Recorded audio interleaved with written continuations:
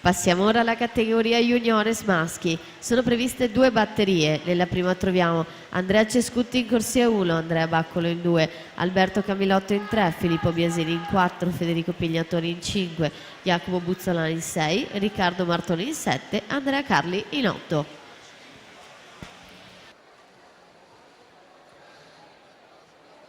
Zoe Masetti 31,73 in acqua in corsia 4 con il miglior tempo di iscrizione. Ieri vittoria con record nella doppia distanza dei 200.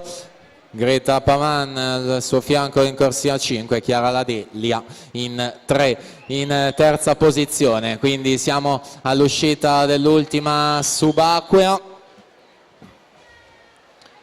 Vediamo il crono con cui va a completare Zoe Masetti, tocca in 1,5,73.